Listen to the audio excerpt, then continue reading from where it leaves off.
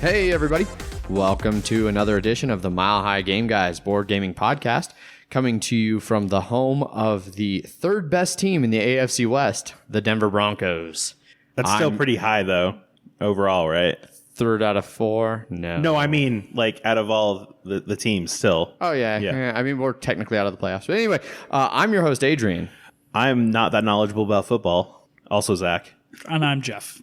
I hope this is where the football talk ends. Yes. Unless it's about Blood Bowl. Nope, that does not. Nope. Okay. Nope. So the Broncos lost big last night, Sunday Night Football Overtime prime time or something? in overtime with like seconds remaining in the final overtime, which sucked because overall I thought we played a pretty good game of football outside of the first half, which I missed because we were playing Feast for Odin. But Because this guy thought that we could play a 4-player game in 2.5 hours. I didn't think we could play it in 2.5 hours. I thought it'd take a little bit extra, but I was willing to miss the beginning of the game. Remember last week when we were like, we can't really get hot new games, so we'll talk about like old games, and then we both bought a copy of Feast for Odin Like the next day. Yeah. Yeah, like we recorded that episode Monday night. We were like, oh yeah, we can't get Feast for Odin. And then Tuesday, I got a call at like 10 a.m. Hey, you have a reserved copy of Feast for Odin waiting for you at your LGS. I'm like, oh, wow. So a bunch of hypocrites. That's what I'm hearing. Yeah, pretty much. Yeah. You still can't get it. I don't want remember. it. I was talking to somebody and they looked it up on their phone and they're like, oh, it's only $140 on Amazon right now. So. I think Cool Stuff got it for $80. Some of those websites had gotten some resupplies in. So it was available for a little while. And then not. Correct. So, curious if Black and Red sold their last Third copy. Probably. The copy that we didn't buy. Since it's been almost a week now, yeah. I'm guessing so. It was just sitting on the floor. Like, they didn't even find space for it on the shelves. I'm assuming Well, it because they takes thought up a was gonna lot go. of fucking space, too. It does take up a lot of space. It's glorious. God, that thing's awesome. Looking at it from across the That room. thing's as thick as the Mech versus Minions box. And a way better game. Yeah. They're different games, so... Yes. Feast for Odin is really fun. It Anyway, was fun, yeah. so we've clearly been playing some games, right? Yeah. So, Awkward silences aside. so Jeff, what have you been playing, man? Work. That's That doesn't sound very fun. it's not. No. It's not fun. I'm at day 9 of 10. I worked 54 hours last week. I looked at my time card today because I'm an idiot to know how much work I worked. But I did play a Feast for Odin at game night. Yes, we did. That was our first game, and we only screwed up 2 rules. Yeah. I mean, of the many things you can do in that game, only screwing up 2 is not bad. So what were the two? The money one? the money one, which technically it didn't matter really for us Only anyway. a 5-7 point difference or Yeah. something. But then we had red. We thought it was like, oh, this is showing that oranges can't be next to each other. So that obviously red food can just be right next to each other. Because it's better food. Because like blues can be next to each other, but greens can't. So I Gotcha. thought the same rule applied with food. Gotcha. Yeah, that's definitely a problem with, I think, the iconography on the food track compared to the iconography everywhere else. Yeah. Like, you have to specifically read the rules where it says red can't be next Yeah. to each other. Yep. But The next printing of that game, they definitely need to fix some of that stuff. They shipped that game with a whole new island board because they fucked up the other one. yeah.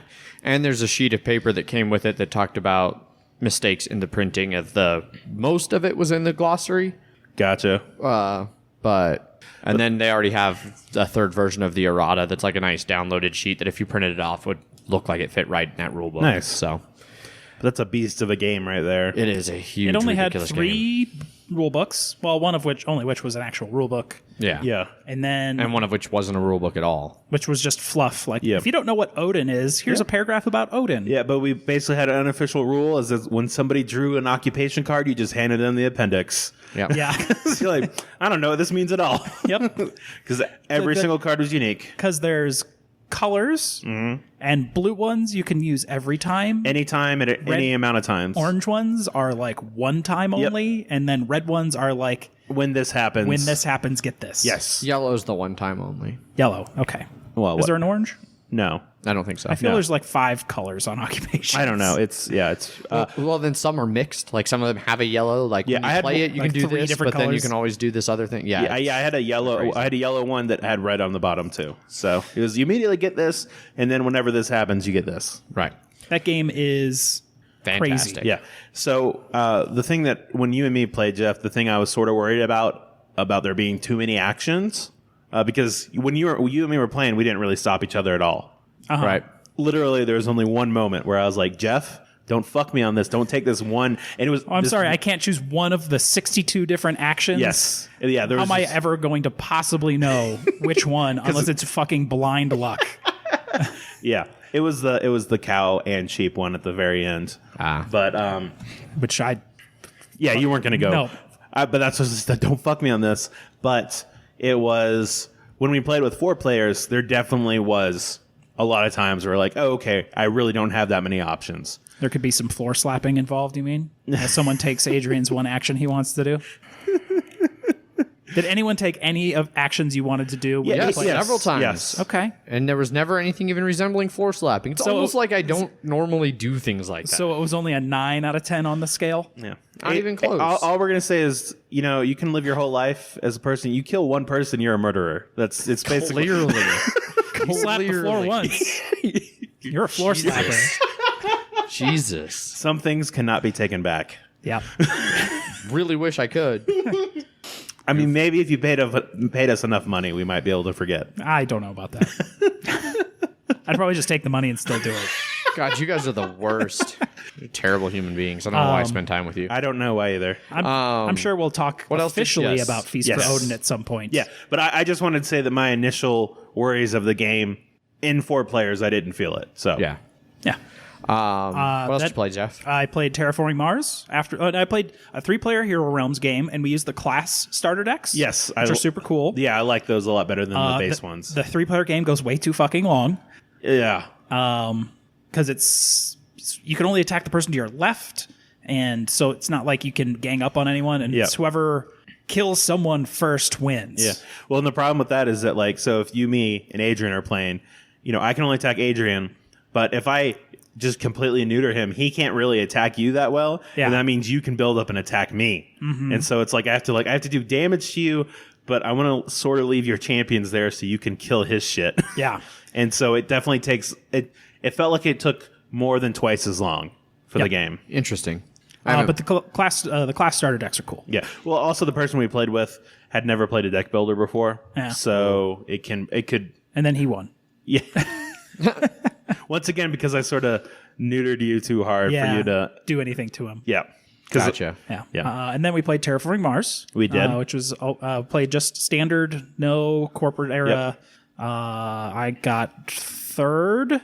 You did, yes. Yes. Yep. And then you got one by a lot. I did. Yeah. Yeah. And then Wes Got almost, second. Yep. Yeah. And then Paul was in last. Yeah. So now that I've played corporate era and non-corporate era multiple times, both of those are I can play either one of them and I'm fine. I enjoy both of them just as much. Corporate era just seems longer. Yeah, it's longer. It's basically before I'd be a little unwilling to do it but now I'm a good enough player that I can sort of get myself into a good situation no matter what. Okay. So I'm fine playing either way. right, It's just all right. how much time do we have? Oh, sweet, then we can do this. So I'd call the corporate era deeper, yeah. I think it feels a little deeper. but that's an extra 30 minutes onto the playtime.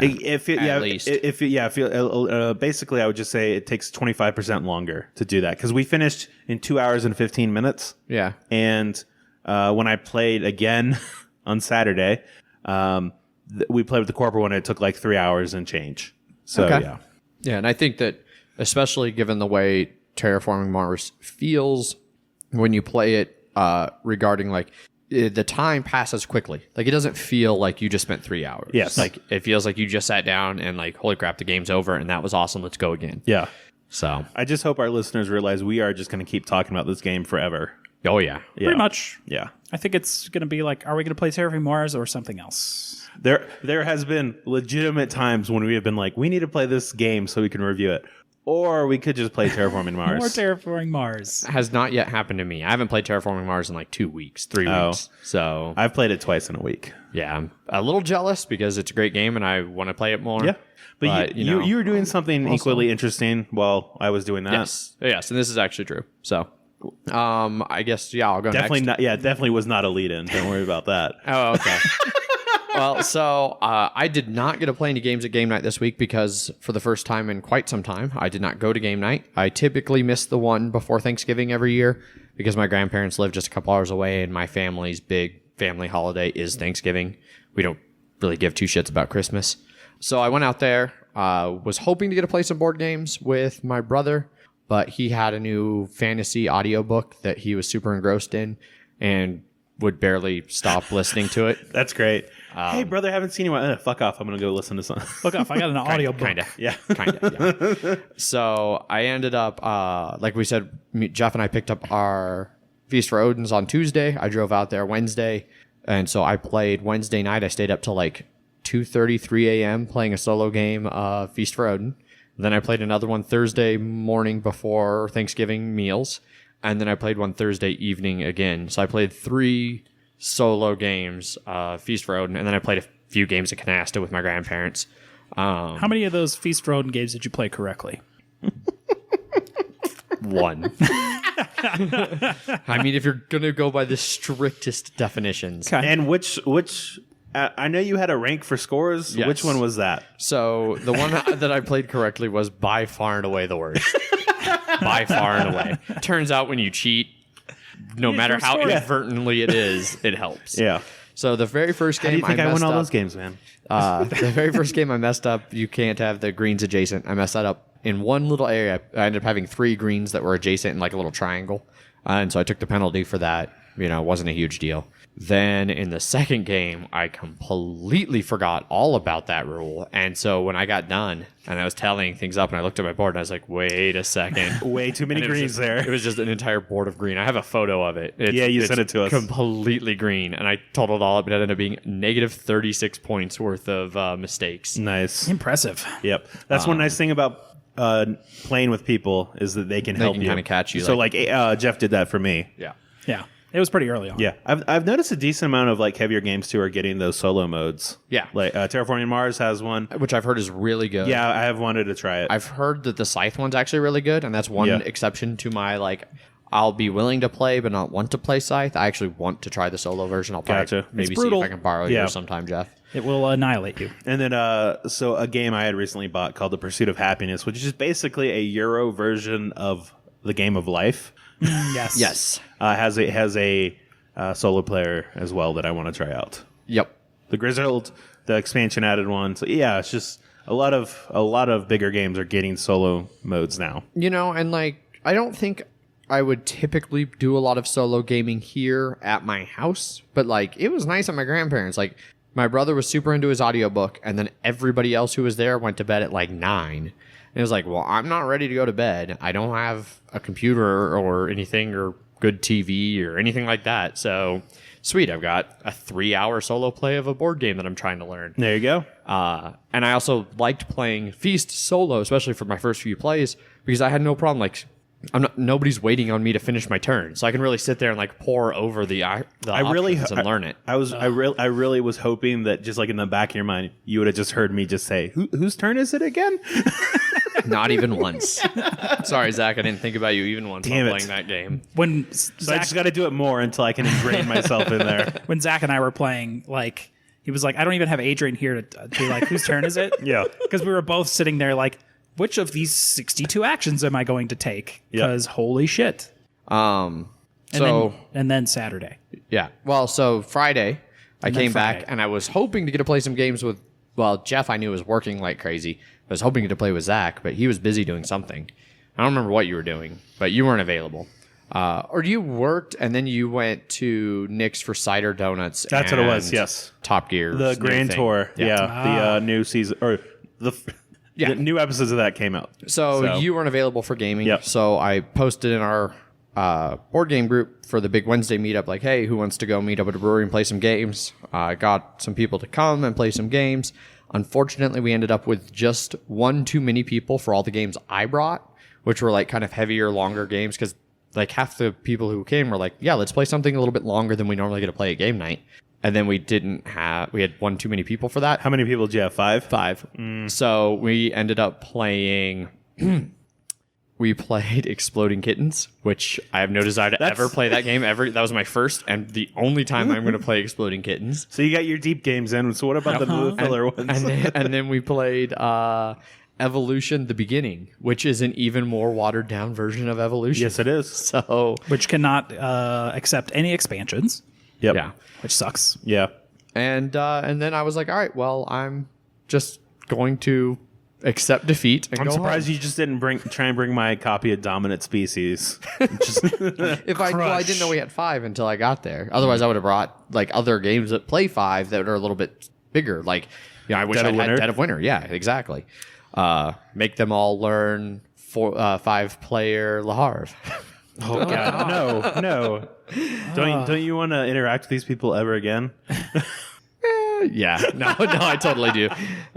They're all Bring ready. out Twilight Imperium. Just throw that down on the table. Yeah. But then Saturday was my big, awesome day of gaming stuff. I got to finally make it up to the north side of town and meet up with Edward and Amanda from Heavy Cardboard and their game group and join them for some heavier games, which I've been wanting to do pretty much since we started this podcast. And I discovered that they existed and were in Denver. I was like, wait, how did I not know about a heavy board game group in town? This is ridiculous. His goals have been achieved now, so this is the last episode. Yep. So this is the last episode. I'm now no longer need to podcast. I'm just going to hang around with those guys. And this will be, and I guess is the friendship over too, Oh, right? yeah. Oh, yeah. I'm actually, I'm going to convince Megan to just buy a house like next door to them. Just full on stalker mode. No. So I got there a little bit late because I had to go pick Megan's brother up from the airport first. So by the time I got there, they had already gotten into some games. There were 3 people playing a full game of Terraforming Mars, Corpera, and everything. And I kind of was like, oh. Were they doing drafting? I don't know. They were already well enough into it. And I immediately went over to the other table where there were 5 people playing Princes of the Renaissance. And that's where Edward and his wife, Amanda, were. And so I was talking to them a little bit. And Edward did a fantastic job of, as they were playing, explaining the game to me. It's basically kind of boils down to bidding the game. You just bid on a lot of different things. You fight wars, but you specifically don't, like, I wouldn't fight you necessarily. Right. Like, I would start a war on the board between Rome and like Venice, and then Rome and Venice would, depending on where they are on their little track, put up a certain amount of money for an army to come fight for them, and then we all bid to see who wants to fight for the one city. And then whoever wins that is out of the bidding, and then everybody else can bid for whoever fights for the other city, and whoever ends up winning those bids gets the money from the cities. Like, they hired you to go fight their war for them. And then you fight your war and adjust tracks and things like that. It actually looked kind of fun. I would like to maybe get to try it sometime. But they finished that up, and then a little bit after that, Terraforming Mars finished up. Mm-hmm. And so we split into 2 more groups, and I got to play Great Western Trail. Really jealous that you got to play that. It was fantastic. I do not doubt it. I didn't quite realize I hadn't really done my homework on it, so I didn't know what I was getting into.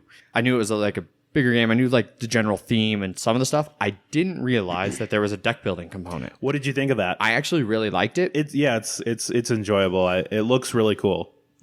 My favorite thing about it was that, unlike most deck builders where the cards that are in your deck really do things, these ones, they don't. They're just colors of cows. Colors and numbers. And then you can use those at various points along this trail to get money or do other actions and stuff. And I feel like it would be one that could maybe be used. Like, it didn't seem so overly complicated. You couldn't teach a relatively new gamer. Oh, no, It's a longer game. Yeah. And I would say, just from watching it a couple times, it seems like it would be a good intro medium to light heavyweight Euro game. It's like, oh, you want to dig your teeth into something? This would be a perfect game. Exactly. For it. And especially the way that deck building is, it's not going to be prohibitively complicated trying to learn all the intimacies of what cards to put in your deck or which ones not to. It's pretty simple. Like, you want higher value cards. And there's a couple other little reasons you might not always want just the high level cards. You want to mix in a variety of cards, but even then, it's just you want a good variety. Yep. You don't, and so it's easy to explain and then run away with it. I won, which was pretty awesome. I felt good about that. It was a close game. Like Is the winning like just getting the most cows from point A to No, point B? it's there's victory. a lot of Yeah. different ways to score victory points. Yeah. It's got a little score sheet similar like Feast for Odin, where it's like, all right, who got points for this? Yeah. Who got points for that? Who got points for this? So it's not quite cooperative. Yeah. So before It's not cooperative. No, at all. no. Before yesterday, I was gonna want to say, "Oh, you actually won because I wasn't there," but then you won at Feast of Odin. Yes. And then I was like, "Oh, fuck." But once again, if we were playing the way I wanted to play, the wrong way, then I would have won. So Well, You yeah. know. So yes, if we played wrong, you would have won. Zach. exactly. Congratulations. Yeah. Yep. It made me feel better when I realized that. While we were playing Great Western Trail, they were playing on the same table as us because their table is huge and amazing. They were playing a game called Solarium. That was kind of an interesting little space exploration and colonization game that looked really interesting. And Edward said he actually likes more than Great Western Trail. Okay. He felt they're similar weights and he likes them close, but he says he'd put Solarium just a little bit ahead of it. And the only problem he had with it is some rulebook issues that they expect to be clarified with Gotcha. future printings. Okay. So, it looked really interesting. I'd like to play that sometime. And then we broke up after that, and then everybody left who was there visiting. It was just him and his roommate, Matt, who lives with him and his wife. Like, Matt and his wife live Right. with them right now. Yeah. And like as soon as I realized that everybody who was there like visiting was leaving, I was like, oh well, dude, I won't like stay in your hair. Like, I know you don't really know me and everything. I'll just get out of here and take off. One game's good enough. He's like, no. Like we said, we'd play another game. Like we got 3 people now. We can play some 3-player games. It's like, all right, sweet. So we were about to play Three Kingdoms Redux, which I still really want to play because I've heard great things. And Matt suggested maybe trying out Age of Steam. And so they dug through. He's got like 200 and some maps. He's got a That huge thing just binder. looks ridiculous. Age of Steam has 200 plus maps? Yes. Yeah, Wow. they even have one that like a fan of the show made a heavy cardboard map that's like a unique map That's awesome. that they've since like they've reprinted and like gave away to fans of the show and stuff. Right. But yeah, no, there's like 200 different maps and like going through the boxes looking for the one we chose. Like some of them are like good heavy like boards. Some of them are just like printed paper. Some are like cardboard, like the player boards in Terraforming Mars. Like You're really thin. huge Yeah. variety of different board styles depending on who made them and how they came out. But the one we played had some different rules from standard and was on a map that's good for 3 to 4 players. I was a little hesitant, like when we're talking about switching from Three Kingdoms over to that. I was like, I don't know. Like it's a train game. Like I know enough about it to know it's a train game. And train games don't normally appeal to me. Like, I've never been attracted to them. Right. I've always been like a hard pass on the idea of like 18xx or anything like that. I'm right there with you on those. I'm sure they're great games, just not for me. Well, so I don't know if I'm right there anymore. Like that's where I was, and like even as we're sitting down to play it, Edward's like, "So Adrian," he's like, "Have you played any other train games?" And I was about to be like, "Well, aside from Ticket to Ride. and he goes, "Aside from Ticket to Ride," before I could even say it. And I was like, "Yeah, no, I haven't." And he did a great job of explaining the rules. They Yeah, I've heard that's the best one. I know that's the highest ranked on Board Game Geek. Age of Steam? Yeah. I think that they prefer 18xx a little bit more than Age of Steam, but that could just vary from map to map. They hadn't played this map; like it was still in Shrink, so it was kind of Gotcha. interesting. Like all 3 of us were playing this map for the same time for the first time together. It came down really close. Matt was a close second. Edward came in third. I think Matt, if he'd played a couple things a little bit differently, could have maybe snuck out the win. Gotcha. But I had a really good last 2 turns because it was funny. Like at the end of the third to last turn, I was like, I don't think I'm going to win this. And Edward's like, yeah, I wouldn't be betting on you. And then I ended up having 2 great turns to end out the game and Nice. ended up being able to pull it off. There you go. Cool. I actually really enjoyed it. And I think now I would be willing to be open at least to trying other train games where before I wasn't really interested in that. That game, when I first saw a picture of it, I was like, oh, what new prototype game is Adrian playing? Because it's real basic. It is. Oh, yeah. Yeah. Just the design of that board and all those other boards, just for me, just made me go, no. Which that's always been one of the things that holds me back from it is like, the design, the theme is all just real light. And trains aren't a theme that interests me to begin with. Yeah. And then they do it so light. There's not usually a lot of great art included in them. That's been a big part of turning it off. But it was one, we talked about this a little while back in one of our episodes where we talked about like theme versus mechanics. Yeah. And this is an excellent example where like once I got into this game and was playing with it, like You didn't care about I didn't care about there being no theme because the basic mechanics were triangles and interesting and shapes. awesome. Yeah. It was a brain burner for sure. Like, and he even said that. He said, like, before the game even starts, like, your first decision of how many stocks to take, you're going to be like, well, shit, how many do I take? Well, fuck, what do I do now? Like, fuck. Right. It was like that. Like, the picture of me on Twitter where you were commenting on, it was 2 on the nose. Like, that was me trying to decide how many stocks to bid, and wasn't even paying attention to the fact that a picture was being taken. It just caught me like that. And looks totally posed, but had a great time. They were really great hosts. Had a whole lot of fun. Cool. Look forward to hopefully playing some games with them some more in the future. I was a little bummed. I was not going to be able to go up there at all. Yeah.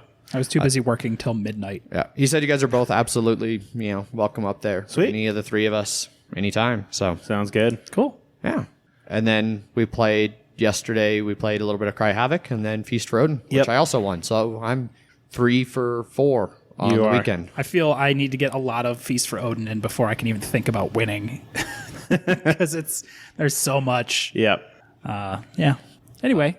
All right. What about you, Zach? You play anything aside from the stuff Jeff mentioned? Oh god, no. It's not. No, I mean, I played Potion Explosion. I got that game out, and it plays just like the app. Okay. It seems like for me, it feels a bit reminiscent of Splendor when playing it, just because you're collecting things to be able to get these cards and stuff like that. Sure, I could see that, I guess. Yeah, it's a lot more. They're a little bit more fuck you ish. Take that stuff. But I enjoyed it. I did not do well. I got 3rd in that one. Played Puerto Rico. I got 4th on that one. Lost horribly in the Grizzled. Got 3rd in Cry Havoc. I got 3rd in Feast of Odin. Basically, I won Terraforming Mars, and then that's it. Everything else was just. That's all that matters. Yes, that's the game that I'm most proud that I win. I think I've played it a dozen times now, I feel like, and I've lost 2. I don't know if I've even won one. I won one. No, you won one, and then at game night, Archiana, she won one. Archana. Yeah, Archana, that's what it was, yeah. Yeah. So yeah, that's pretty much what I've been playing. My game has gotten a lot of plays. It has. Goodbye. Yes. Yeah. Oh, God, yeah. I want it real bad. Not yours specifically, but my own copy. Yeah, my fancy trays and stuff, fingers crossed, will be shipping soon. Nice. So we can actually play with. Did you get colored ones, or are they the Gray. Okay, cool. Yep. Good. All right. Well, All right. I think that covers what we've been playing. Is there a bloody minute this week, or I still lost last week. okay? I think I have a new game coming up, and I think we got 3 weeks to play this one because of the holidays. And I haven't looked at who I am playing yet. But all of the group is getting their new additions in. Total Escape Games got theirs in. Everyone had like a big bulk purchase from them that they had set up for a little bit of a discount. Nice.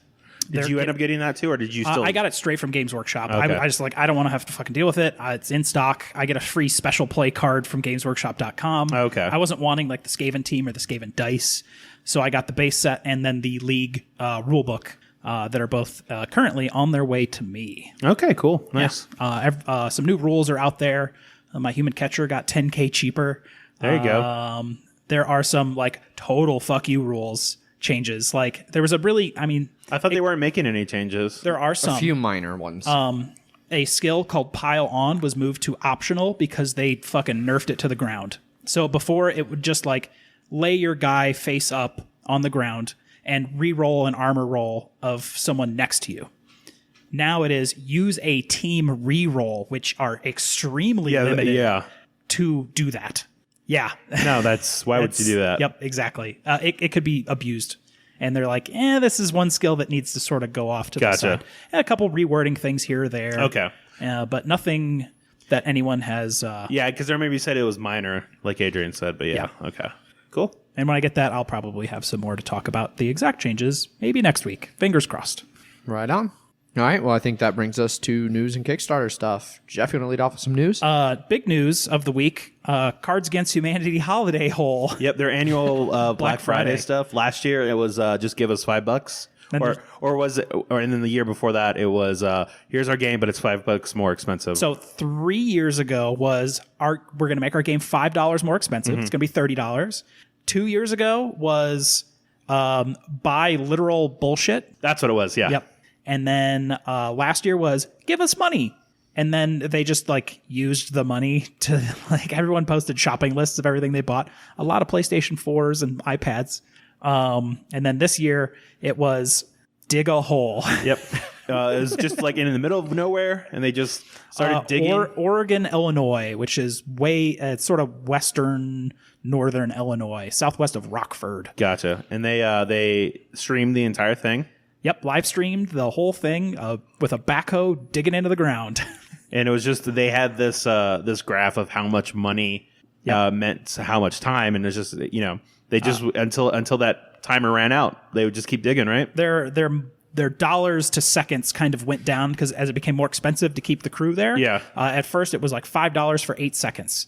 At the end of it, they raised $100,573. That's ridiculous. For 36-ish hours of digging a hole. The FAQ on there is hilarious. It is. Like one of them was like, why aren't you donating this to charity? And then the answer was, why aren't you donating this to charity? It's this is your money. Yeah. Yeah.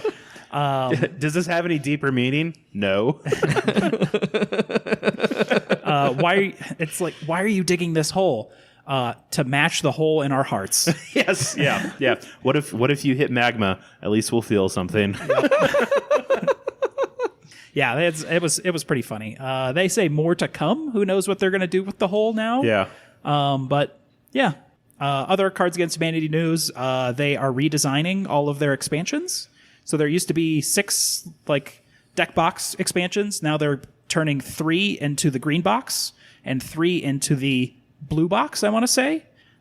So now there will be the base game, 2 big box expansions, right, and then there's a new 3rd big box expansion. Is it to be a red box? I think it's red box or green box, blue box. It's one of those colors. Okay. But one is a whole new big expansion. Gotcha. Okay. Because their old expansion line was getting out of line, basically. Yeah. And they redesigned everything to kind of all fit in one. That's cool. And then they have the bigger, blacker box, but now it's more square instead of long. Uh-huh. And now they have a new 69-inch box that is $100. Oh my God. It's almost 6 feet long, and it is called the Do Not Buy This Box. No refunds. That's $100. Oh, that's great. Yep. I thought that was pretty funny. Yep. If you go to the website, there's a scroll that it's like a life-size version of the box that scrolls across the screen. That just on the top of it says, "Just nice. Do not buy this box." What's the shipping for that? I don't know. It's $100. Maybe free shipping. It's $100. You spend over $100. Everywhere always has free shipping on over $100, right? Yeah. So Cards Against Humanity, they dug a hole and redesigned their whole line. There you go. Hooray! I really, really, at this point in my life, have come to dislike the game Cards Against Humanity, but the company itself is hilarious. Yes. The company's amazing. Yeah. They do ridiculous shit. I watch their panels at PAX and stuff like that. I've gone to their concert at Gen Con, which is really awesome. They're super cool people from Chicago. Okay. Other news, which is pretty light, there's a now official Terminator board game coming out. Terminator 1 specifically. Yes. From Space Goats, the people that brought us the Evil Dead 2 board game, which was on Kickstarter. Yeah. It was a pretty big success, from what I remember. I haven't heard if it was any good, though. I've heard nothing about it since the Kickstarter. I feel like, I don't know if it's delivered yet, because I feel like it was late last, it was either early this year or late last year, so I don't know if it's been delivered or not. But they're going to be doing a Kickstarter for this one. Yeah. It launches in February. So expect us to cover it again a little bit closer to that when there's some more information about the Kickstarter itself. One thing that sounds kind of interesting about this game is it's played asymmetrically on 2 boards next to each other, and one board is in 1984, and then one board is in the future. 2029. 2029. And so you can do things in the 1984 board that will then affect the future board. Like the example they use on their website is hide a stash of guns in the police department, and then in 2029, dig it up and gain weapons to help turn the tide of battle. That's only 13 years away. You know that, right? Well, technically, the nuclear war happened in 1997 in the Terminator world. So. Yes, and then it got bumped a little bit because 2, and then 3, it happened in like 2008 or something. Yeah, they like keep that. retconning it a little bit, like with each new one, like because you're they always pushing say that. Yeah, like we keep forestalling it, but it keeps coming. Yep. So The best Terminator thing I ever saw was RoboCop versus Terminator. It was a comic book that kind of kept having that same mechanic where like RoboCop was like the basis of Skynet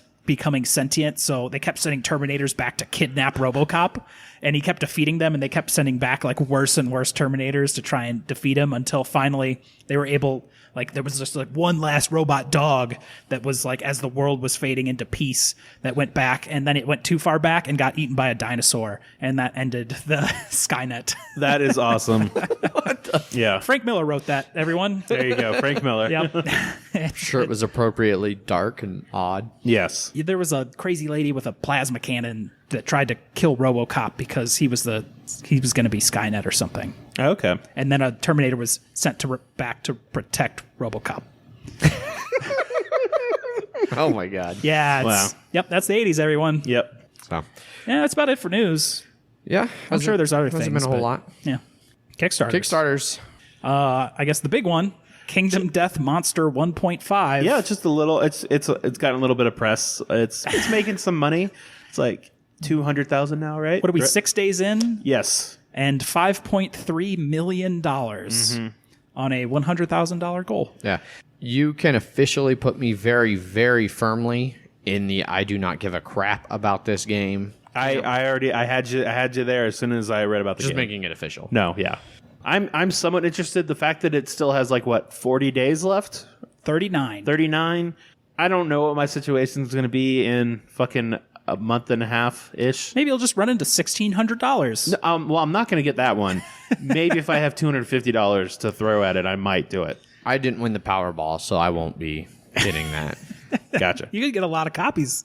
You got Yeah. the Powerball. You just buy everything. Just buy all the copies so no one has to play it. Burn it. I will. The one thing I will say positive about this is the minis do look fantastic. They are phenomenal. Yes. Especially like the monsters and stuff. The art style's not super my thing. The Yeah. pinups I think are tacky, and like you guys were showing me Anime the, girl kind the- of giant yeah. boobs. yeah. barely Some of them are with really. with a penis skirt, and it's just like Which the idea sounds funny. It's a skirt made of penises, and then it makes you go, "What? Okay, I need to see that so my mind can comprehend." And you look at it and you're like, "Yeah, that's a skirt made of penises. Done. I don't need to see We've that." seen that, Yeah, and I don't need to see it again. Yes, but it's made like you said, shitload. I'm expecting. Those are some exquisitely detailed penises on that skirt. Yes, but it's so it's a. You said almost 6 million out, right? 5.3. Oh, then okay, not. Oh, 6, yeah, not 6 million yet.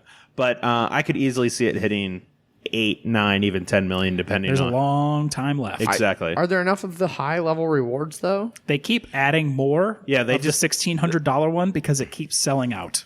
Yeah.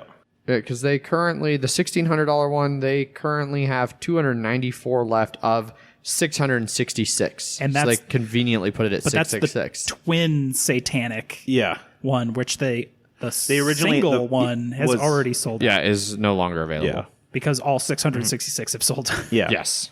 But we'll see. It'll be interesting to follow. A 2017 delivery for the base set, a 2020 delivery for The final of the expansions. expansion stuff. I want to know who the 17 backers are who pledged $1,200 for the retail lantern, but couldn't scratch together the extra 466 to go for Satan's lantern. I'm going to guess some of them were people that wanted to get that highest one and it had already been backed. And they're like, oh, I guess I'll do this. And then they just haven't been paying attention. Maybe. Yeah.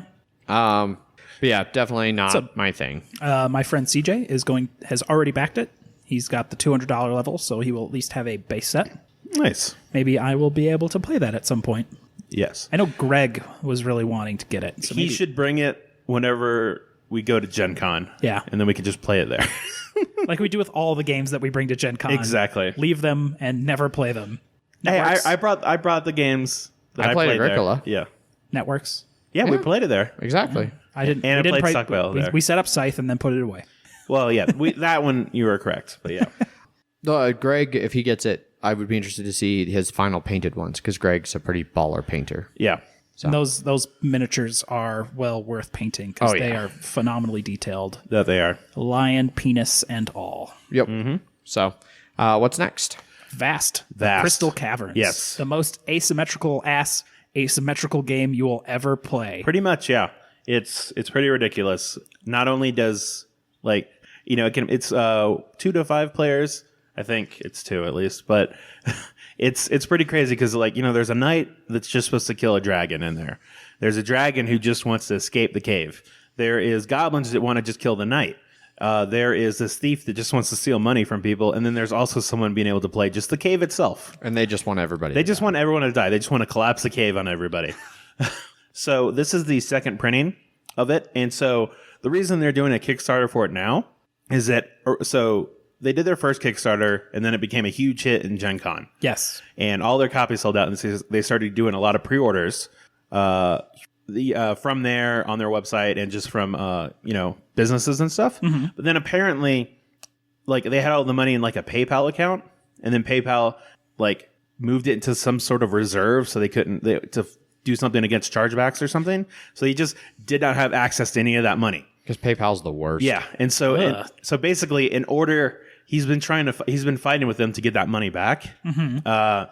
But in order to actually print that stuff to get it to the pre-orders, they need that money. Yeah, they need that money. So he was trying to get some. He did some loans and stuff, but some people wanted to support him with it, and so that's why he decided to do the Kickstarter, because he was going to do the miniatures. Because this one, you can get miniatures of each of the 5 characters. Mm-hmm. And of the cave. Yes, technically it's like a mobile cave thing. But that was going to be late December, early January. But he decided just to put them both together. Okay. So you'll get the game in March, but then you'll get the miniatures in August. Nice. But he's in sort of a predicament, at least for him, is that he's doing the Kickstarter at the same time people are taking pre-orders for the games. And so the MSRP is $60. So at least for him, he did not feel like he could do the Kickstarter for any less than $60 because it would hurt the people that were doing the So unfortunately, you don't get the $15 discount that the first edition people got. Okay. So, and he's openly saying if you want to just wait and then get it at a discount later, just do it. That's fine. Go get it at retail. Yeah, get it at retail. So I'm going to be backing it for the add-ons and the miniatures, and then I'm just going to get the game at retail. But yeah, these are just different roles and stuff you can play, but it looks pretty cool. I'm looking forward to playing it. Well, there's 19 days left on that in case you want to back it or get miniatures or whatever. Mm-hmm. Yeah. The only other thing that I kind of wanted to cover on Kickstarter, there are now 49 hours to go as of recording, which means that there will be probably 12-ish hours to go once this releases for Gil Hova's new game, Wordsy. I'm going to be picking up a copy of it, I think, because I think it looks kind of interesting. And it is now funded now, right? Oh, yeah. Yep. Okay. Yeah, it is definitely funded. 13,000 of its 12,000 goal. So it's just barely funded. Yeah. But it's inexpensive enough, and I think it'll be a good game for game night. And, I think my family, it'll be another one I can get to the table, at Thanksgiving, because it's just a simple word game. Mm-hmm. So, all right. I guess we can move on to our review, yeah? Yeah. Yeah. Sweet. This week, we're going to be covering Cry Havoc. This is a 2016 game from designer Grant Rodiak and published by Portal Games. It plays 2 to 4 players, and its listed playtime is 90 to 120 minutes.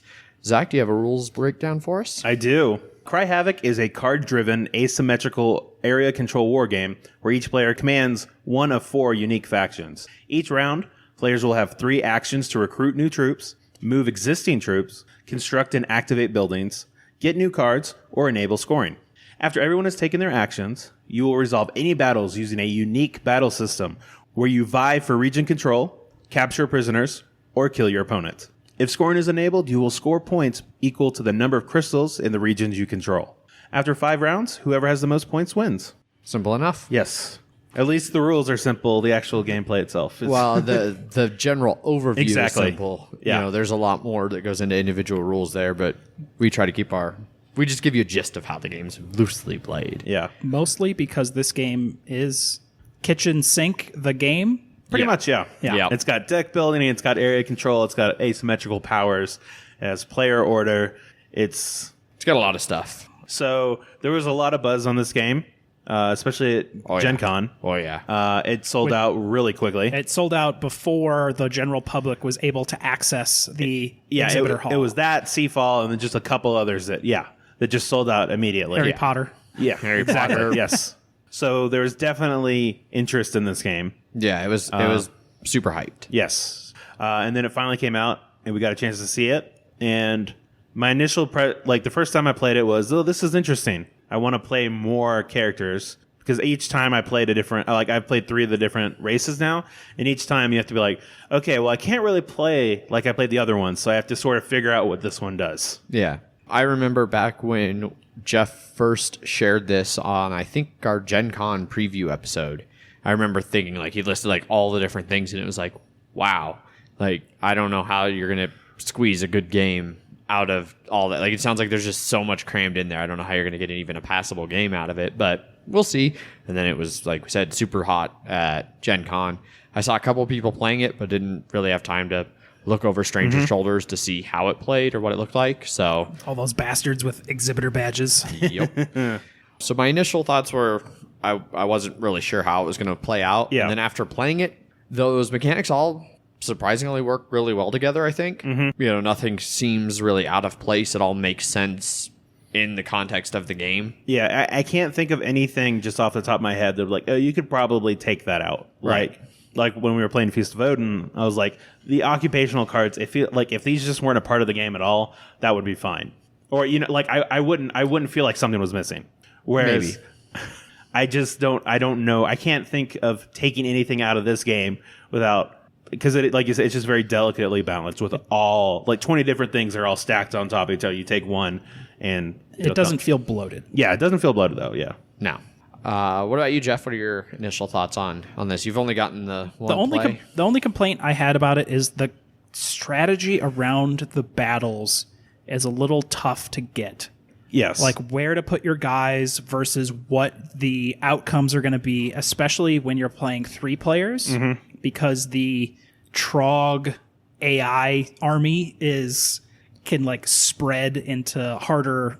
They can spread out with nests, and your best way to make sure that nest doesn't happen is to like overwhelming force. Yes.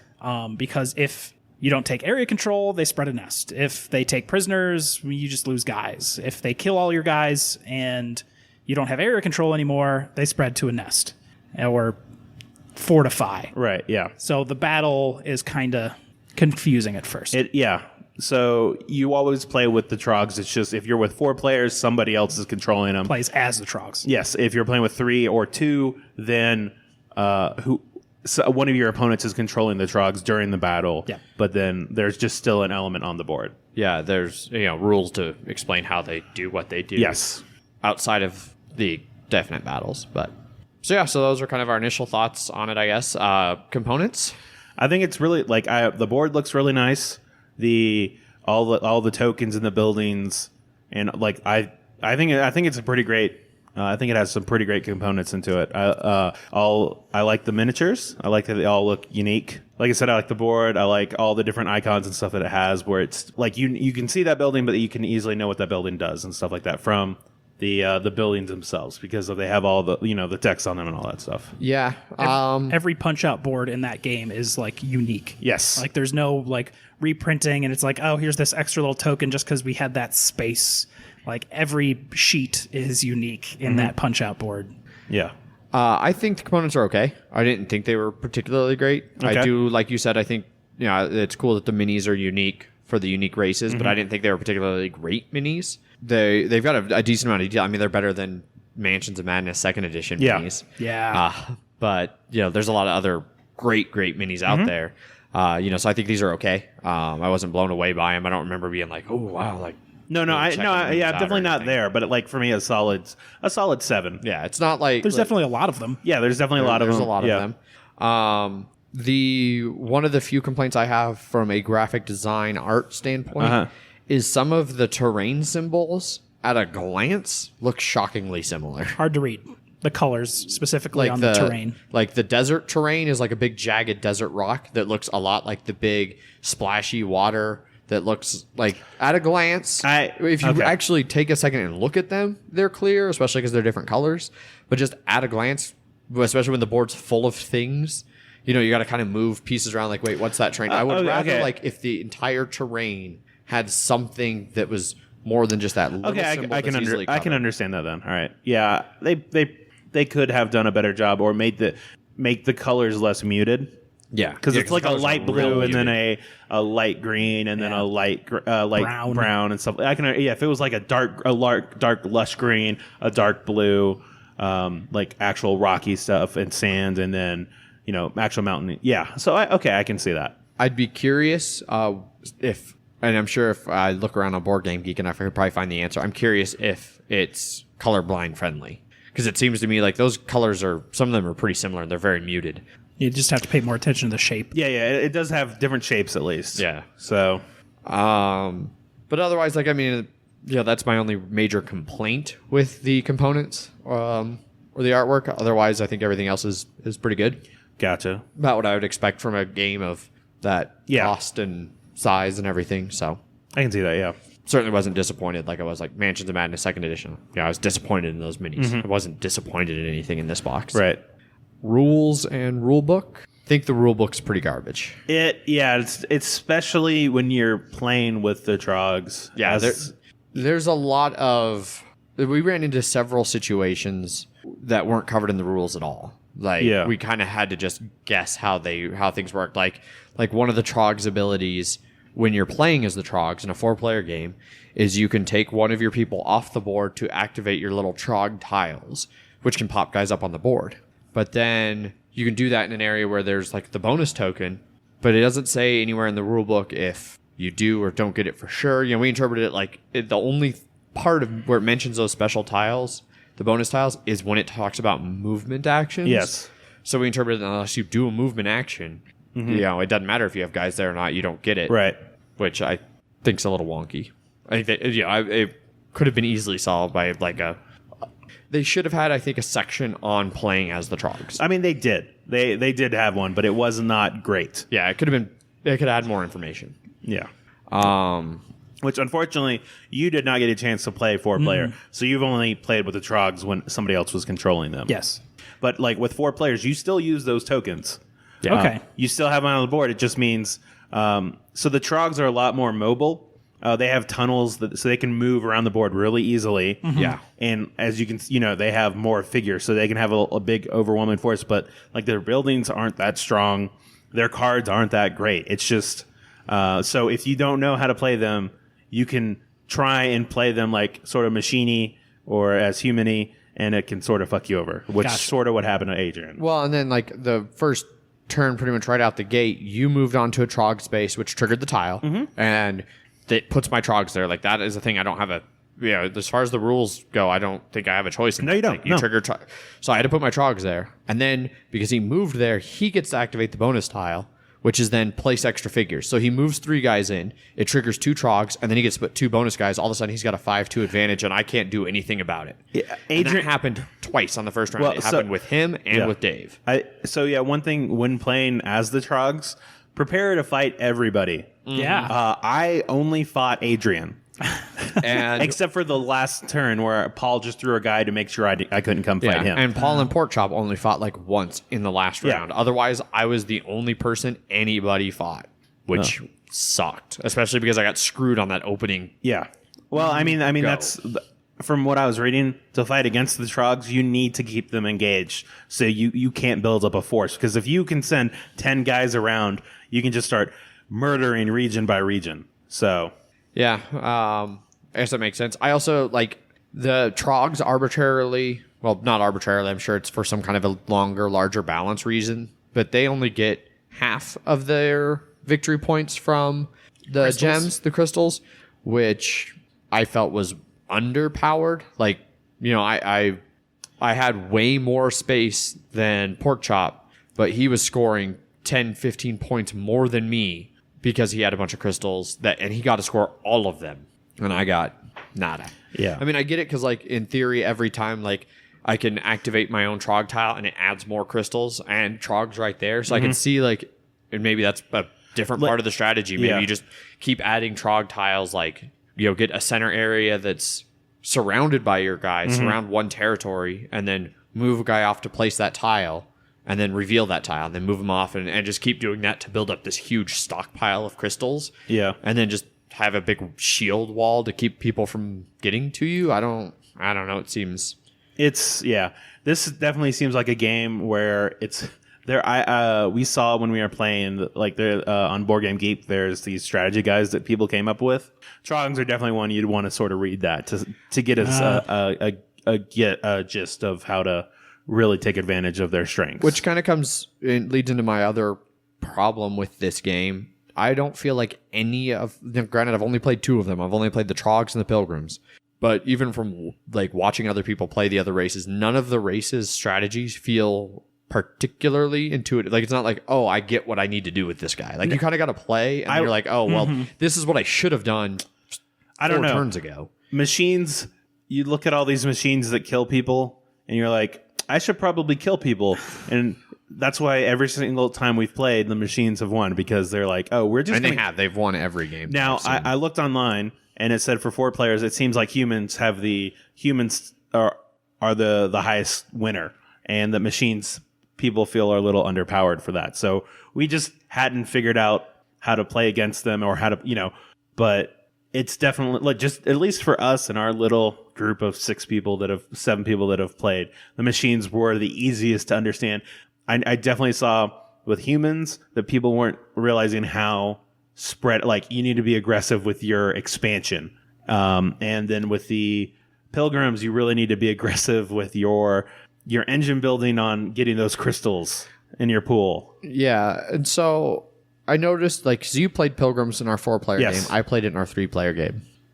We in our 4-player game decided to use some extra special ability cards. Yes, and yours definitely ended up kind of screwing you as the Pilgrims, because part of the whole way that Pilgrims work that I realized halfway through my play of Pilgrims is that you want to build this huge pool of crystals and then be pulling points from it a lot. All of your abilities that you got to use them uses crystals. So it's like if you use your abilities, you're countering what you're supposed to do. Yeah, and there are 5 different skills, and if you're a beginner, you just use the default one. If you're intermediate, you use the default and then another one randomly drawn, and then 2 randomly drawn ones if you're veteran. And the 2 randomly ones I drawn were both the take a crystal from your own pool. And I was just like, oh, well, this sucks, because one of their skills that I didn't use is the passive of whenever you're in a battle, you get to take a crystal from the board and put it in your pool. That would have helped so much. Yeah, I'm sure. And I would have played a lot more aggressively in the sense of throwing guys out at people to get, to stop them, but also to get crystals that way. Yeah. Gotta get them crystals. Yes. Humans need to build. And they need to build far. They need to build, and they need to... They have huge area control off their buildings. Yes. Like artillery, watchtowers, and airports, air bases, whatever. Yeah. Like huge control. Yeah.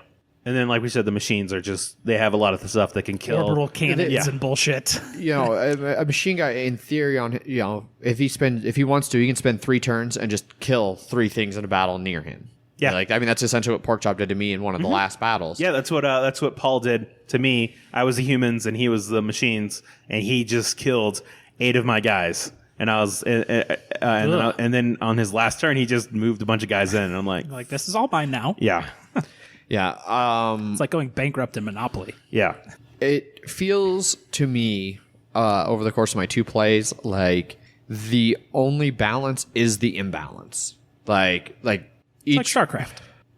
Each race is very different. Okay, yeah. Well, yeah, and so was there too much asymmetry for you? A little bit. In all the games that I've played or been around, like you said, the machines have won, and they've won pretty convincingly in every game I've played. Now, that's not what people are saying on Board Game Geek, so that might just be something about how our group plays these games. But it seems like the only way to counter them is to intentionally just keep them from ever getting built up. Yeah. Attack them. Yeah, you need to be aggressive against them. But then, if you're the Pilgrims, you can't do that. The Pilgrims aren't built to be aggressive. So you're relying on one of the other people being aggressive. And if they're not, then, and it feels like basically somebody has to sacrifice. I don't know. It feels like none of the races, it's not like this nice, elegant balance. It's more kind of like a rock, paper, scissors kind of thing. This beats this, that beats that, and then that beats this one, just in this big circular thing that leads to if each side isn't countering the other side, then somebody can just run away with it. Whoever's not being countered runs away with it. Oh, yeah, I can see that a bit, yeah. Mm-hmm. So I will say my favorite thing about the game is the battle system, how you actually fight battles. Because it's not luck-based at all. You have this little cardboard cutout that has the region control, it has the prisoners, and then it also has the extermination. Yeah, attrition, the just killing ones. And it resolves you have to do majority first and then capture and then kill. And you have cards that so the attacker has to go first, and it's based on how many guys you take. So you're like, okay, Jeff, you have 2 guys, so I'll probably want to put 3 on region control just to make sure that I get it. And then I can probably do I want to put 2 on prisoner to make sure that you can't take one of my guys, or do I want to just kill 2 of your guys? And then you can play your cards. A lot of cards have battle abilities that allow you to mess with it. So it's pretty tactical in trying to figure out how to do it in a way that helps you. But like I said, it's not luck based at all. It's you have to go in. Well, it's not luck based at all unless they've gotten lucky and gotten better card draws than you, or got even out of their deck or from the ones they've picked up. And then they have some ability that lets them move around. So you do this really tactical deployment, and then they play a card that lets them react to. Well, that's why you would save cards to do it. But if you don't get good ones, then you wouldn't. Then you would want to send overwhelming guys. It's all about trying to hedge your bet, and that's I don't know. I can see why, especially with you playing the Trogs, where you were forced in the battles you didn't really want to go. I was way too spread out from the start. Yes, and I feel like the battle system a lot of times doesn't make sense in that, like, sure, like if I'm fighting against you as an overwhelming force, and I'm like, oh well, screw this, I can't get control and I can't win on this one, so I'll just put my guys on kill and get some kills. Like, okay, so that makes sense. Like, the only thing, like, I might as well try and kill some of your guys. That's all I can do. I can't win this battle. But when it's in 2 evenly matched ones, then it doesn't make sense sometimes where you can have a situation where, like, you pick area control, and then maybe, like, some on capture, and I pick all mine on kill, and I kill all of your guys, and then you still capture the area, and I have to leave. Like, I'm the one with guys left over. Basically, I mean, I view... okay, specifically, I guess I can see that, but I view that more as an overall, like... You killed a lot more of my guys than I did of yours or anything like that, but I still drove you from the area. That's how I would view that. For dudes on a map game, it doesn't make sense that when I'm the only one with dudes on the map, I don't get the area. Well, that's why you would take it's all about. That's why they have one specifically for region control.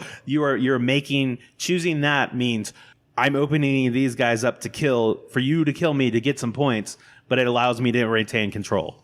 Yeah, I mean, I get it. I'm not nearly as enamored with it as you are. I think it's an interesting. It's something new that I haven't seen, and I like seeing new in board games. I like new mechanics. They're not all winners. Indeed. We covered components. We've covered rulebook. We covered, I guess, pretty much right there was gameplay. Anything else anybody wants to toss in for gameplay? Jeff, you've only gotten your one play. Anything you want to add in from what you've seen? It's a game you really have to play each race more than once to really know how to play. I also, one last thing that I do like is I also like that for moving actions, you have to spend the cards, but you can spend as many as you want. Yeah, I like the moving, building, and... moving, building, and activating, or recruiting. Recruiting, It's basically as many as you are willing to put towards that, you can do. Yeah. It's not like I can move, this troop, and then that's it. Yeah. Or I can move 2. It's, I have 7, I've been saving up 7 movement, so I can make this mad push. Yep. And then obviously... You're not gonna have enough cards to make a mad push and still have a lot of battle cards too. Yeah. So it is a trade-off you have to make. Yeah. That I don't know. I like the cards. Yeah. Cards are good. You're a man on those too? I do like that. I like that you can save up and just do a whole you can throw down your entire deck, and I'm putting all of this on this one gamble. Yep. I think that kind of goes back to what I was saying, where this game, it feels like it's balanced because the way that different things are imbalanced against each other. Like, I don't know. It doesn't... Not sure how that relates to the cards. Well, yeah, I mean, it's the same thing. Like it's balanced that you can throw everything at it because then you've lost everything. So it's You mean by being able to grossly imbalance in one direction. Yeah, That's the balance. Well, yeah, is that to, you to, can't to do that over achieve and something, you over have to again. lose something. Yes. Yeah. It's a give and take. Yes, Yes. I agree. I agree. This game is all about you have to, if you want to get something big, you have to, or if you want to take something big, you have to give something big in return. So And you just hope that red trog doesn't flip over. exactly. So yeah, final thoughts. It's fine. I would still rather play Blood Rage. For me, I usually am not Dudes on a map? Yeah, dudes on the map. I tend to like Blood Rage or Game of Thrones more, or not tend to. I do like them more. But like this is fine. I would have to be in the mood to play this, I think.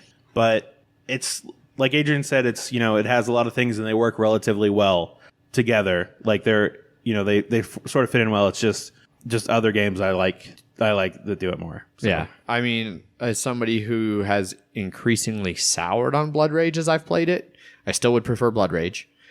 Game of Thrones, I'm always down for Game of Thrones. I really like Game of Thrones for dudes on a map game.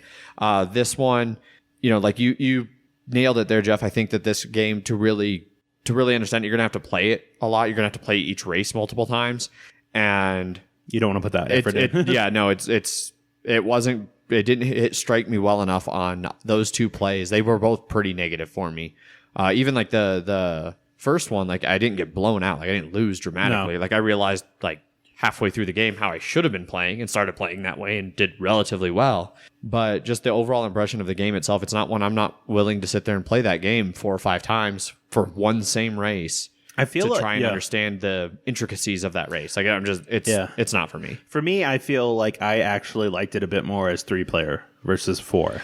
Well, so I guess to go back a little bit on the gameplay that we didn't really talk about this, I actually really disliked the way the trogs worked in the 3-player. I didn't like that because you just barely couldn't kill one trog. All of a sudden, now there are 5 trogs in an adjacent space, and especially like the way your opponents control. And it's not even a rotate. Like it's always like the same. Like it's always the opponent to the left. So like if I'm playing with you, who's played before, and you know how to do the battle system really well, you can screw me. Whereas the guy to your left, who hasn't played before and doesn't know, he doesn't adequately place the trogs to win battles against you or effectively do things.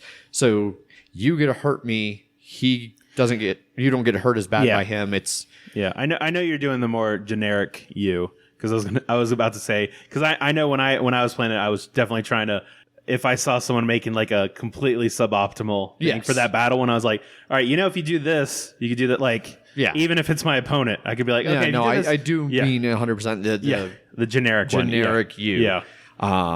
So I could see it, but I did sort of like the fact that it's like an opponent is doing it.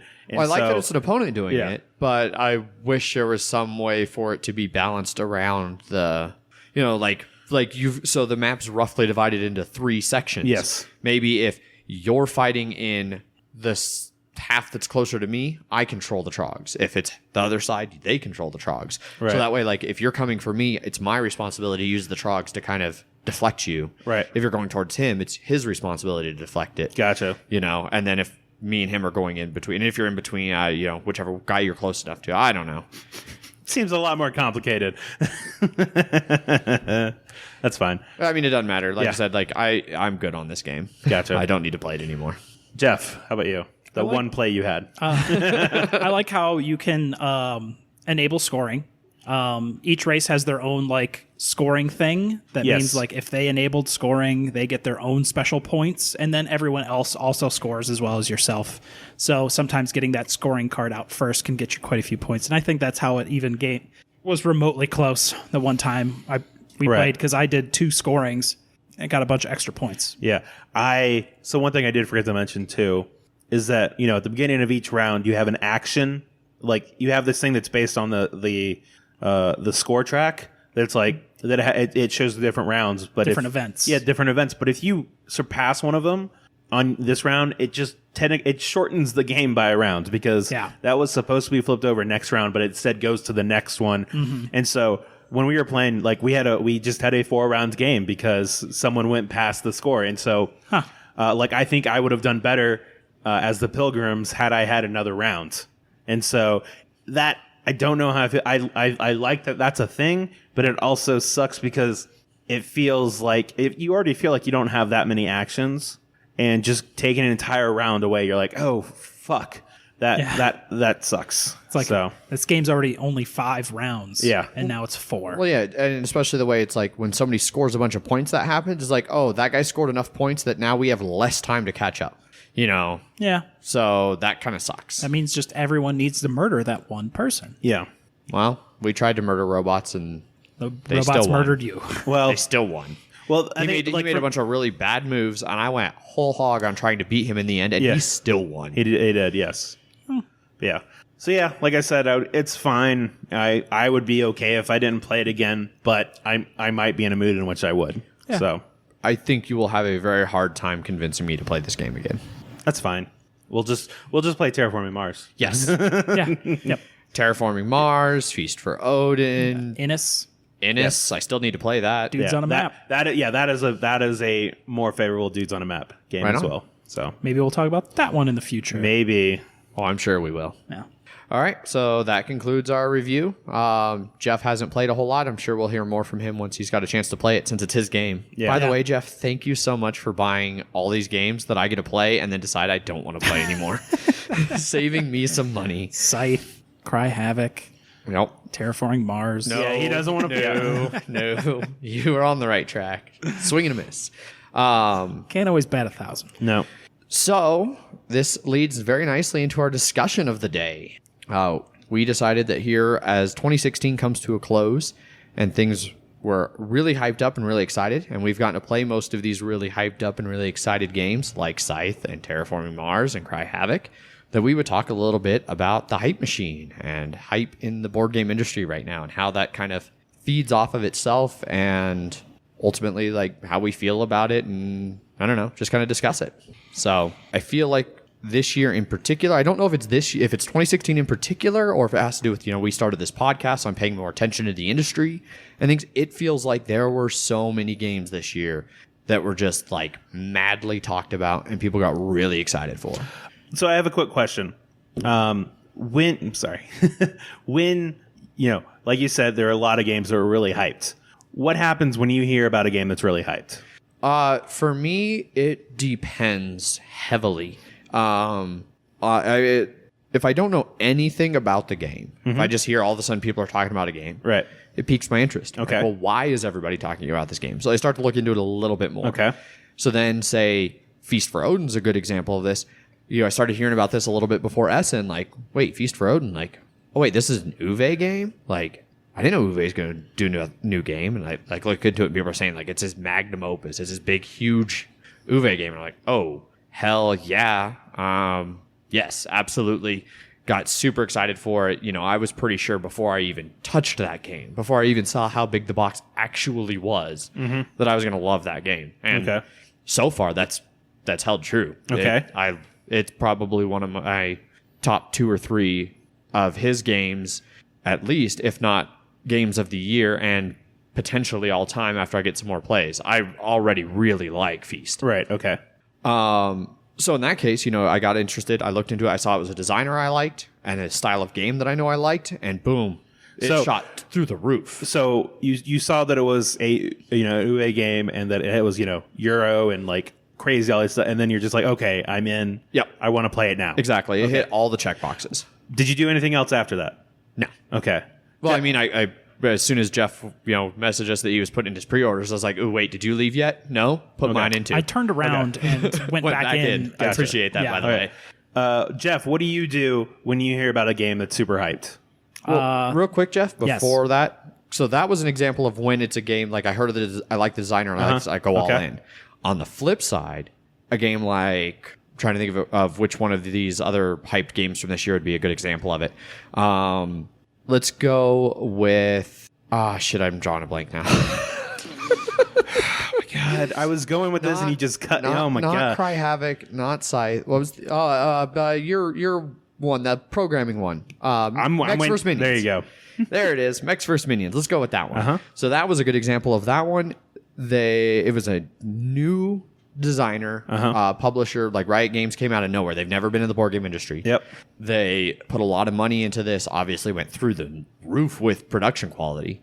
It did this review embargo so that all the reviews dropped on the same day and everything, and it went nuts. And that one, I'll be honest, immediately turned me off because all of that coming from a designer who'd never been in the industry, who had no backing, it was like, it feels like they're trying to build this game up and without any substance. have no there. Did you watch any of those? Did you? No. Okay. So I don't typically watch board game videos and stuff. Okay. Like I listen to podcasts. Right. But none of the podcasts that I really follow were ones that were included on that. Okay. So, and that for me kind of spoke volumes as to like which ones were covering it, were ones where I was like, well, that might not be for me. And then I didn't, that entire way they went about it. We talked about this a little bit in our review of Mechs vs. Minions. For me, it kind of put me off a little bit. It felt a little bit, it turned me off in that case because it was somebody who I'd never heard of, had no history in the industry, and went through all this trouble it felt like they were trying to build hype. It wasn't like an organic, like, hey, this is just a good game by a good designer. Let's get excited. Okay. So, Jeff, you can, that's my two different ones. If it's somebody I've heard of, somebody I haven't. All right. Any hype I have usually comes from, it comes out of Gen Con a lot when we go there. And then those are kind of the games I look for throughout the year. Right. Like Terraforming Mars was one. I remember seeing it on the Board Game Geek booth, like in the top 10 or something like that. And I was like, oh, we could go try that out. And I was like, oh, that immediately sold out. Maybe I'll take a look into that. Okay. But I think I bought that game just sort of like, oh, that's going away quickly. I've heard good things. Will you prime that for me? And I think I got like one of the last 3 copies on Amazon. Gotcha. Otherwise, it's sort of just like mechanics I like. Okay. No matter kind of what the game actually is, if it has a mechanic I like, I'll usually go in for it. And I've bought some not good games, or games that have been disappointing and not as good as I wished they were. Okay. You've also bought for art, like Scythe. Yeah. You went in on that pretty much for the art. Scythe's got some good SR. Okay. It does have some great art. Right. Yeah. Okay. So you also, if you just find something, you just read about something, you're like, oh, this looks interesting, I'll get it. And then, okay. All right. Usually if it's the right price. Gotcha. Unless I know it's me. like, so, oh, sorry, Jeff. unless I know it's like, oh, this game's amazing, like, buy. Like, Seven Wonders Duel. Right. Like, I've heard it's amazing. And it's been out enough that there are people that are talking about it and all that stuff, but like, super highly ranked. Yeah. Okay. So for me, whenever I hear a game, I immediately go, okay, that's interesting. I should look into that.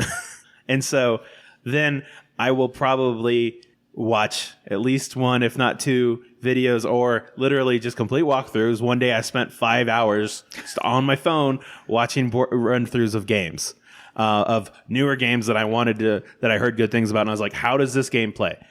Because I've bought one game that I still keep in my collection of, oh, this looks interesting, I should just buy this and all of its expansions. And it was Munchkin, the board game. Yes. Talked about that a while back. I will always use it as that. I'll always keep it in mind just as a reminder of don't buy anything until you look into it. So, and even games that I don't buy, like when I know that Jeff was going to buy Cry Havoc or something like that. Munchkin was long. Exactly. I'll always look into stuff. So when we first started talking about this topic beforehand, and we're like, and you were talking about like, yeah, all these games that came out that it was like, just like they didn't live up to the hype and all that stuff. And it just, for me, I'm like in my mind, I was like, but I knew like every game that I've played is, so say, like I said, Cry Havoc was like a 7. When I was watching playthroughs and stuff, I'm like, I think that'll be like, for me, that'll probably be an 8. And everything is always between one higher or one lower. Yep. So it was a 7, so it matched up. So every game that I've played, I go, okay, that's what I was expecting. I did not watch Innis. That was the only one I hadn't watched before I played. And then I was like, oh, this is better than I was expecting it to be. I think I also just have very pessimistic look out on things. So I tend to be So when I don't look into something, I tend to like it better than I was expecting. So I think for me a little bit. Well, so I have also, I've never had one quite like you did, where I went all in on something that looked interesting and then it bit me in the ass. Yeah. I've definitely got some games on my shelf. Like I was saying earlier, I've soured on Cards Against Humanity as a game. I still have my Cards Against Humanity. Right. I still have my Munchkin decks. Like I don't get rid of games. Right. I don't know if it's a problem or I'm a collector. Something. I don't.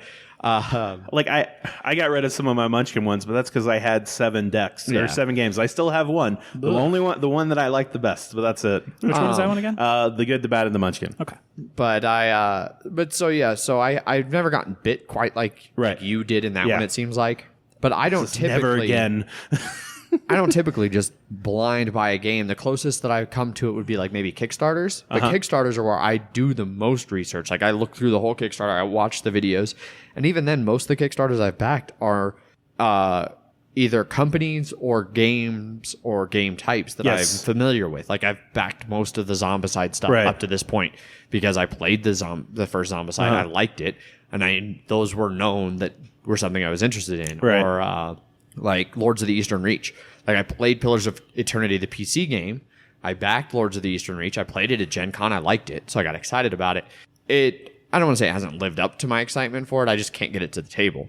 I finally, for the first time in a long time, complete blind buy was like Feast for Odin, where it's like, I know I like this designer. Like his games are some of my favorite games in existence. Yeah. I can see that. And it's paid off, so I'm almost rewarded for not looking into it too much. That's fine, yeah. But I don't know. I guess like for me, where I start to get hyped and then let down is when people that I know and trust, like in our group, start talking up a game, and then it lets down. Like, both Jeff and Jared backed Scythe, and then we're really excited about it. And like even after like you and Jared had played it, I think one time beforehand, then we went and played it at the board game bar there.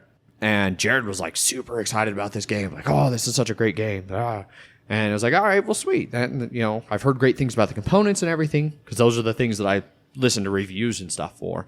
I trust people that I know their taste a little bit better for actual gameplay. And then it was like, wait, Jared was this excited about this game? And then I played it a couple more times to make sure. And it was like, yeah, like, I don't know why my friends are excited about this game. No, yeah, I can see that. Like, Porkchop seems to love Cry Havoc, and I like a lot of the same games Porkchop does. So I was like, all right, well, this will be cool. Maybe it's better than like what I thought. And then, I don't know.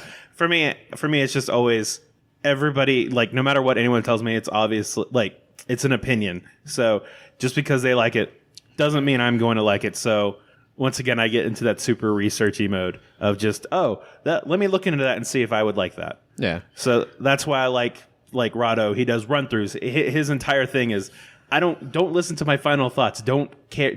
I don't want you to care what I think. Just watch me play the game and then get that, get the gist of it from yourself. Yeah. Well, Jeff, what about you? Yep. You've been quiet. I'm just trying to think through my head stuff that's like hyped. Like when all the Games Workshop license was going away, I was like, I need these games. Right.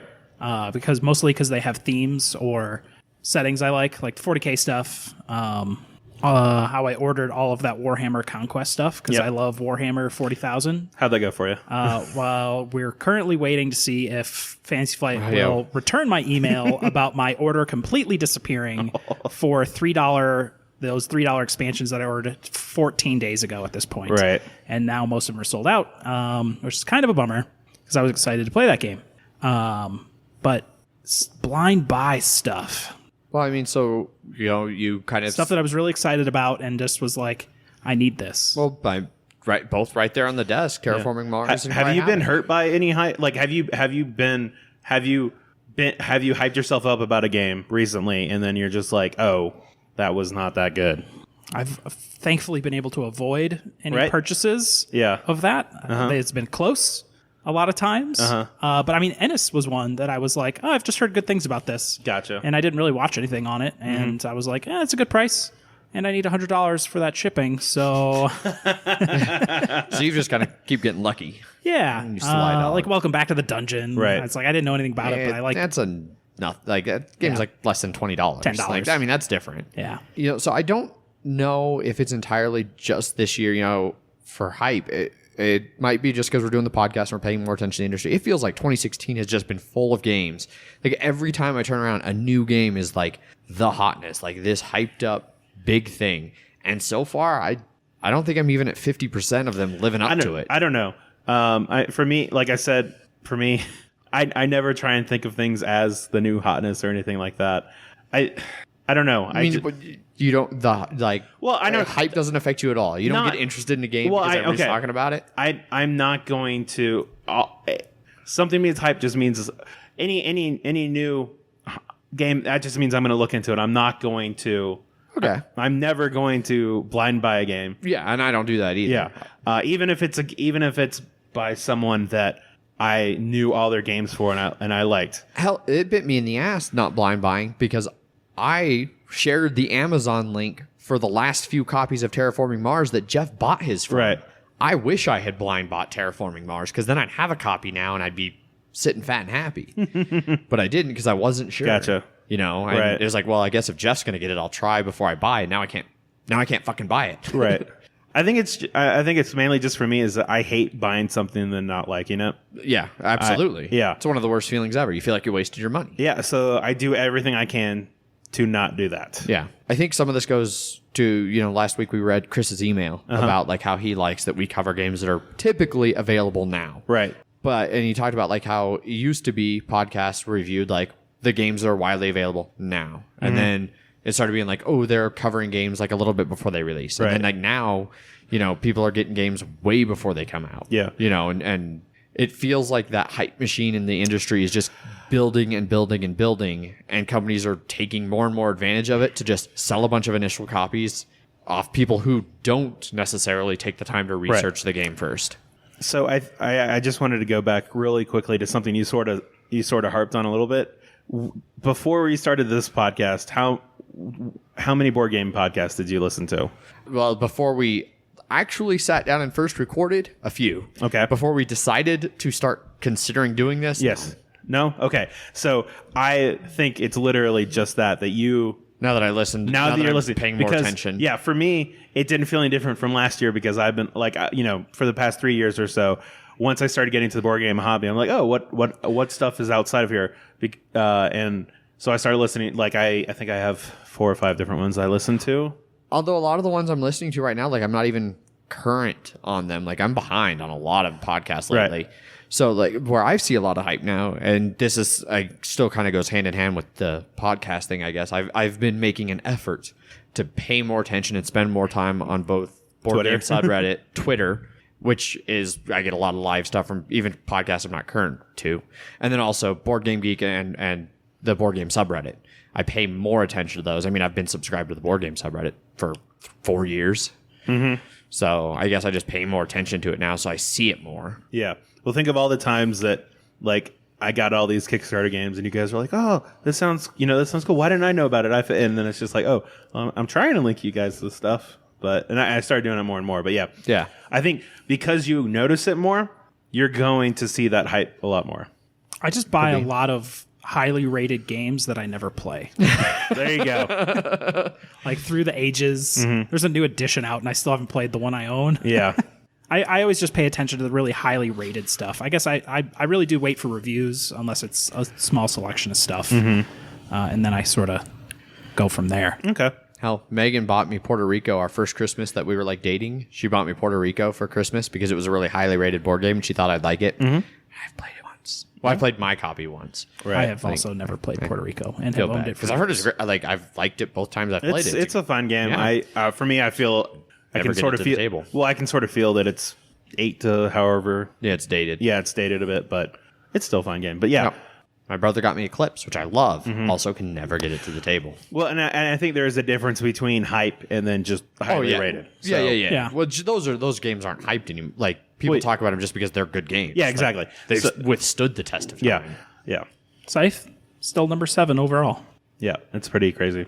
But a lot of people like it. I really feel like I'm on the outside looking in on this one. No, I like it's the same thing. Like it was fine. But I don't have a need to play it like I do with this beautiful game of Terraforming Mars. Dude, that game is so good. Just Okay, we need to stop talking about it. It is. Okay. All right. So I guess with hype, use it to your advantage. Use it to find out what games people are talking about. Yeah. Use it as the impetus as for games like Zach does that you need to look into more, watch some videos, listen to some trusted reviewers, maybe the Mile High Game guys. Yeah. And I've definitely... I don't even listen to it. No. Obviously find people that match your views, like you were saying, so you can generally, if they like it, I'll probably like it, but definitely... Just make sure you sit in your own echo chamber. Yes, exactly. It'll be good. But yeah, just if you only use hype as an impetus to buying something, You're going to get burned. You're going to get burned. So if you hate hype, research, and then that'll let you know whether it's, or just always buy old games. Just wait a year, and then you'll find out if that game's good or not. Shit, pick it up Everything nice on a becomes math cheaper. trade or something. Exactly. So before we get on to our little closing segment here, Jeff, we got a couple emails. Two Two. emails. That was today. So I know, right? we're getting popular. 2 whole people felt like Quick, talking to get us. your emails into us while you still have a chance because we're blowing up. No one will know this. So we have one from MHGG Hater titled Lisboa ? Follows. Dudes, this is America. Trump won. Speak English. It's Lisbon. Yeah, the game is called Lisboa, but the only reason I knew what city we're talking about is because I love the European board for Ticket to Ride. Yeah. Hey, there's a hint for you. How's your detecting coming along? I'm glad someone picked up on the Harry Potter thing in last email. Anyway, I'm sorry I've been so flaky, but don't give away my game just yet. I'll let you know soon. All the worst, yours truly. So Yep. Lisboa is the Portuguese name for the capital, Lisbon. Yes. Yep. So the game is The game's going for the Portuguese name, but this Yeah. is America, so it's Lisbon. Yeah, Which Lisboa sounds better. it does. And then we have an email from Ant about game mechanics. Yes. Which he is totally right about how much I fucked up in our top 10 mechanics. My number 10 was player elimination, which it's really 1v1 asymmetrical competitive is more what I meant. Yeah, I was wrong. Everyone else is right, except Adrian, Yeah. which you will soon What read. the hell? Yo, I just wanted to mention something you guys brought up during your listings of game mechanics. Although I love Blood Bowl and feel like it should be the highlight of every episode, Blood Bowl is not a player elimination game. Totally correct. Although removing players from the pitch is beneficial in reaching your goal of scoring more points than the other coach, no part of the game is oriented around actual coach elimination. Jeff's example of eliminating players off the pitch is an invalid point. The players on the pitch are resources that each coach can use, making the game more of a resource management and more importantly, risk management. Yeah, risk management. Yeah. Than player elimination. When coaches look at individual players versus player interaction rather than team versus team, they often get goaded into making unnecessary risks, which is why Jeff is the 2-time winner of the last place trophy, which I have yet to name. The Jeffy. As he calls the Jeffy currently. Either way, Adrian is still wrong since Warhammer is a player elimination game, so there's that. Cheers. Thank you, Ant, Yeah, for thank you, calling Ant. out how wrong I was. And Adrian. And then I immediately, after we recorded the mechanics podcast, I was like, that's totally wrong. Yeah, you were talking about it. Yeah. I totally fucked up calling it player elimination when it's 1v1 asymmetrical competitive. Yes. Which is a weird mechanic, but I mean, that's Rebellion, that's Warhammer, that's Blood Bowl, that's Twilight Struggle, that's all some of my favorite games. Yeah. Yep. We also, it's a few weeks old now. Actually, exactly 2 weeks old. We got a new review on Facebook. It's a 2-part review, which I appreciate. So I must have missed this one. So the actual review on the review section for our podcast page is from Eric, and he says, a great podcast that covers a range of board games over here on the front range. Oh, well, that sounded more like a pun in my head. And he gave us a 5-star rating, which thank you very much, Eric. He also left a comment on the wall where he dropped us down to a 4 out of 5 because he wants to hear less football talk. I'm fine with that. That's Me too. okay. Yeah. Yep. Well, and that's all well and good because currently, if the playoffs started today, the Broncos wouldn't be in them. So depending on how the next 5 weeks go, you might. So we just pray that the Broncos keep losing. That's what I'll If do. you want to stop hearing about football, They can pull a Browns or a Bears and just do nothing. Yep. Otherwise, if they make the playoffs, then it'll go week by week. If they somehow miraculously make it to the Super Bowl, then you get to hear about football until February. Oh, God. Sorry, guys. But Like 2 months. but thanks, Eric, for the actual review Yes, and thank the you. comment. We do appreciate hearing from fans that Yeah. they like what we're doing here. Especially ones that agree with Zach and I about how much Exactly. there's too much football. Yes. And then, as always, if any emails or anything you said, if you just don't want us to read it, just let us know. Yeah. So- if it's something like on the Facebook or on Twitter, like that's public information, I'm probably Yeah. going to be pretty open to reading those. But definitely on emails or private messages, if you don't want us to share, let us know. If you especially want us to share, like, hey, please talk about this. You can say that. I Yeah. don't know if we will. We're so starved for we will talk about it unless you specifically don't tell us to. Yes. So if you want to get a hold of us, you can find us on our Facebook. We're facebook.com/Mile High Game Guys. We are on Board Game Geek Guild for Mile High Game Guys. Just search it on the guild page. You can get a hold of us on Twitter at MH Game Guys. You guys have your own Twitters. I'm Zach_MHGG. I'm Jeff_MHGG. We are also on Instagram at Mile High Game Guys. And you can always send us an email. Emails at milehighgameguys.com. .com. You can also stay tuned here shortly. I don't know the exact release date, but we will be doing a guest spot on the What Did You Play This Week podcast. Oh, yeah, that's right. Yes. Oh, yeah. They were kind enough to include us relative newbies to the industry on their conversation. Which is We'll be recording quite that. great. Yeah, we're recording that tomorrow, and we really look forward to it. So thanks for having us on there in advance, guys. This will air after we record, so thanks in advance for having us on. I hope we didn't fuck it up. Hope we don't fuck it up. We will, Technology limitations.